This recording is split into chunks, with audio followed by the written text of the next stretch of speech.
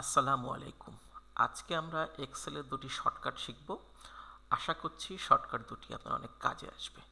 আমরা এখানে একটা এক্সেল ফাইল ওপেন করে রেখেছি, এখান থেকে দেখব। এখানে কিছু ভ্যালুস দেওয়া আছে, সেলসের ভ্যালু। এই ভ্যালুগুলো কি আমাদের এখানে সাম করতে হবে। সাধারণত আমরা কিভাবে সাম করে থাকি সেটা হচ্ছে এভাবে সাম ফর্মুলা নিয়ে এসে ভ্যালুগুলিকে অ্যাড করে এন্টার চাপি, তখন সাম হয়। এরপরে এটাকে অটো সাম করে ফেলি। কিন্তু যদি আমরা এক ক্লিকে করতে চাই একেবারেই প্রফেশনালি, তাহলে আমরা কিভাবে করব সেটা আপনাদেরকে এখন আমি সহজে দেখিয়ে দিচ্ছি। তো এই কলমটিতে যদি আমরা সামগুলো করতে চাই, তাহলে এই কলমটা আমরা আগে সিলেক্ট করব।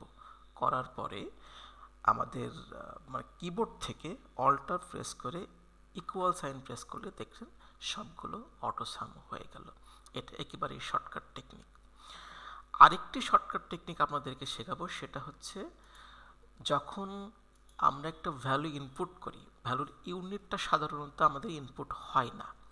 সেই ইনপুট যেমন এখানে আমি 50 পাউন্ড দেখছেন, আমি এখানে 50 লেখার পরে সঙ্গে সঙ্গে পাউন্ডটা কিন্তু অ্যাড হয়ে গেছে। তাহলে এই অটোমেটিক্যালি এই অ্যাডটা কিভাবে করি আমরা সেটা আপনাদেরকে দেখাবো।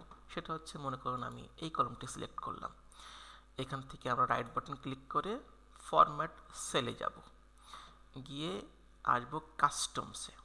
কাস্টমে আসার পরে এখানে যেটা জেনারেল দেওয়া ছিল, জেনারেলে এখানে জিরোটি আমরা এখান থেকে ডিলিট করে দেব, দিয়ে টাইপ করব হ্যাশ, তারপরে স্পেস, তারপরে দুটি ইনভার্টেড কমা, এবং তার ভিতরে আমরা যে ভ্যালু নেমটি সেট করতে চাই সেটি এখানে লিখব। যেমন আমি সেট করেছি পাউন্ড। ওকে চাপি।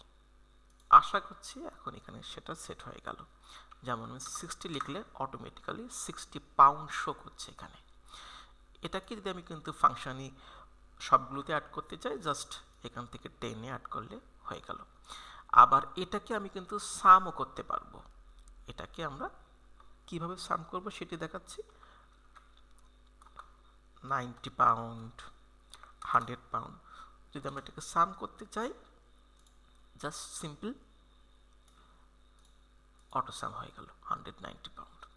আশা করছি এই শর্টকাট দুটি আপনাদের অনেক কাজে লাগবে। ধন্যবাদ।